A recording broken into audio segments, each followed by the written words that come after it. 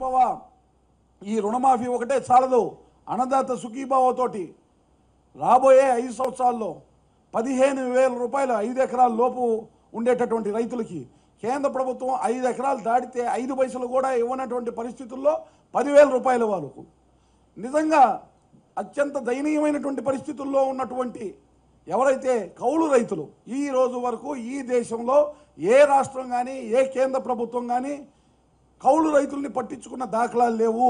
మొట్టమొదటిసారిగా చంద్రబాబు నాయుడు గారు కౌలు రైతులకు కూడా 15,000 రూపాయలు ఏదైతే అన్నదాత సుఖీభవ ఆ స్కీమ్ కింద ఇస్తున్నారో దానికి సంబంధించినటువంటి అంశాల్లో కూడా ఈ వైఎస్ఆర్సీపీ నాయకులు అబ్జెక్షన్స్ రైజ్ చేసేటటువంటి పరిస్థితులు కనపడతా ఉన్నాయి. కాబట్టి రైతులు ఒకవైపు, అక్క చెల్లెళ్ళు మహిళలు మరొక వైపు నిలదీయండి. ఈ విధమైనటువంటి తప్పుడు లేఖలు రాయటం, ఈ విధంగా అభివృద్ధిని సంక్షేమాన్ని అడ్డుకునేటటువంటి నైజం గత 5 సంవత్సరాల్లో పోలవరం విషయంలో, ఉపాధి హామీ కూలీల నిధుల విషయంలో, అదేవిధంగా రాజధాని విషయంలో ఏదైతే ఉందో ఈ రాక్షసానందాన్ని ఇప్పుడు కూడా వారు పొందుదామనుకుంటున్నారు వైఎస్ఆర్సీపీ నాయకులు. ఇవాళ మీరు గమనించినట్లయితే వైఎస్ఆర్సీపీలో మీరు చూసినట్లయితే ఆలీబాబా 100 దొంగలు షర్మిలా గారి ఉంగరాన్నే కొట్టేశారు ప్రచారంలో. ఇంకోళ్ళు ఎవరికి అవకాశం లేదు. దొంగలంతా ఎక్కడున్నారంటే మూట కట్టుకొని వాళ్ళ చుట్టూతానే ఉంటారు, వాళ్ళ పక్కనే ఉంటారు. పాపం వారి పక్కన ఉండేటటువంటి వారు ఉంగరాలు కొట్టేస్తుంటే వీళ్ళు ఏదైతే జగన్మోహన్ రెడ్డి ఒక అవకాశం ఇవ్వండి అంటున్నాడు, ఒక అవకాశం ఇవ్వండి అంటున్నారు. ఎందుకయ్యా ఈ అవకాశం అంటే గతంలో సహజ సంపదని రాష్ట్ర వనరుల్ని మొత్తం దోచేయగా ఇంకా మిగిలినటువంటి వనరుల్ని ఏ విధంగా దోచేయాలి, ఒక్క ఛాన్స్ ఇస్తే చాలు. రాజధాని భూములు మొత్తం హాంఫట్, ఒక్క అవకాశం ఇస్తే చాలు.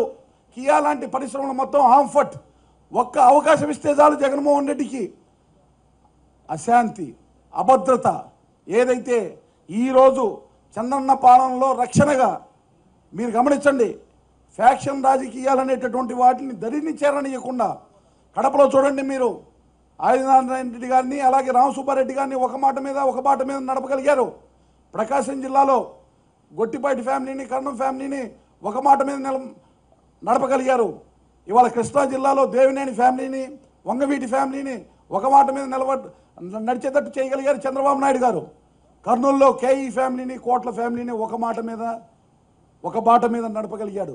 వసుదైక కుటుంబం నాది అని చాటినటువంటి మహా వ్యక్తి చంద్రబాబు నాయుడు గారు.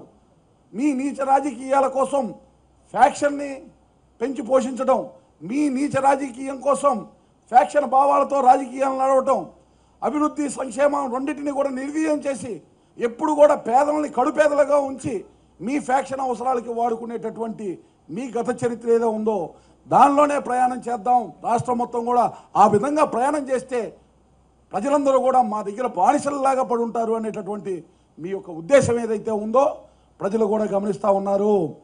ఈరోజు చంద్రబాబు నాయుడు గారు మీరు గమనించండి, బీసీల అభ్యున్నతి కోసం బీసీ బ్యాంక్ 10,000 కోట్లతోటి ఇప్పటికే బీసీ సబ్ ప్లాన్ కింద నిధులు ఏదైతే ఇస్తూ ఉన్నామో 10,000 కోట్ల రూపాయలకి తగ్గకుండా బడ్జెట్లో ప్రతి సంవత్సరం పెడతా ఉన్నాం. వాటిని దాదాపు 90 నుంచి 95% వరకు ఖర్చు చేసి ఆయా ఫలాలు వారికి అందేటటువంటి విధంగా చేశాం. ఫెడరేషన్ని, కార్పొరేషన్లు చేశాం. ఈ యొక్క బీసీలకి ఉన్నటువంటి ఇప్పటికే ఉన్నటువంటి బడ్జెట్ కేటాయింపులు కానీ ఉన్న ఫలాలు కొనసాగిస్తూ అదనంగా బీసీల కోసం ప్రత్యేకమైనటువంటి బ్యాంక్ 10,000 కోట్ల మూలధనంతోటి తీసుకొని ముందుకు వెళ్తున్నాం. బీసీల అభ్యున్నతి, బీసీల వెన్నెముక, బీసీల పార్టీ తెలుగుదేశం పార్టీ అనే దానికి ఏదైతే ఉందో దానికి ఉదాహరణ ఈరోజు బీసీ బ్యాంక్. మీరు నిన్న విశాఖపట్నం నుంచి ఇచ్చినటువంటి ప్రకటన చంద్రబాబు నాయుడు గారు హౌసింగ్ లోన్స్ ఏ అయితే ఉన్నాయో పేదలకి సంబంధించిన హౌసింగ్ లోన్స్ మొత్తాన్ని కూడా రద్దు చేస్తున్నారు. వివిధ గృహాలు ఏవైతే నిర్మాణంలో ఇప్పటికే పూర్తయినవి, పూర్తి కాబోయే అన్నిటికీ ఏ అయితే బ్యాంకుల్లో రుణాలు దాదాపు 30,000 కోట్ల పైగా భారం పడుతున్నా పేదవాడికి ఇల్లు ఏ విధమైనటువంటి భారం లేకుండా కలిగించాలనే ఉద్దేశంతో ఆ హౌసింగ్ లోన్కి సంబంధించినటువంటి లోన్ మొత్తాన్ని కూడా వైపు చేస్తూ ఉన్నాం. పెన్షన్ని మీ అందరికీ తెలుసు, ఇప్పటికే 1,000 రూపాయల నుంచి 2,000 చేసి భవిష్యత్తులో 3,000 రూపాయలకి సంబంధించిన హామీ కూడా ఇవ్వడం జరిగింది. దాదాపు రుణమాఫీకి సంబంధించి కానీ పసుపు కుంకుమ సంబంధించి కానీ మీకు ఒక స్పష్టమైనటువంటి వైఖరిని ఇప్పటికే ఇచ్చాం. పసుపు కుంకుమ కూడా ఇప్పుడు వీరు అడ్డుకునేటటువంటి దుష్టపన్నాగం ఏదైతే చేస్తున్నారో ఎలక్షన్ కమిషన్, దాన్ని సంబంధించి మీరు నిలదీయాలి. అలాగే పసుపు కుంకుమ అనేది కంటిన్యూస్ ప్రాసెస్. చిన్న విరామం తీసుకుందాం, చూస్తూనే ఉండండి.